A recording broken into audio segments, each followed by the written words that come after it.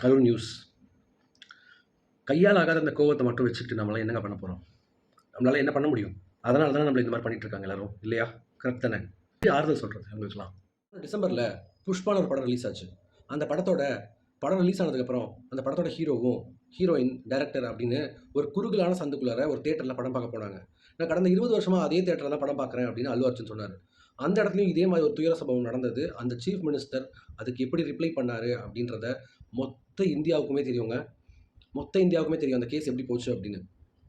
கிட்டத்தட்ட அதே சூழ்நிலை தான் இப்போ தமிழ்நாட்டில் அந்த ரேலியில் பார்த்தீங்கன்னா அவர் பண்ணதும் அதே மாதிரி ஒரு சம்பவம் தான். ஆனால் இதில் எது திட்டமிட்ட சதி இல்லை அப்படின்ற டிஸ்கஷனை தூக்கி ஒரு ஓரமாக வச்சுட்டு மக்கள் இந்த மாதிரி சினிமாக்காரங்க பின்னாடி போகாமல் இருக்கிறது எவ்வளோ முக்கியம் அப்படின்னு 2024ம் சரி 2025ம் சரி நல்லாவே உணர்த்தியிருக்குன்னு சொல்லலாம். மக்களே, போதுங்க, சினிமா மோகம் போதும்.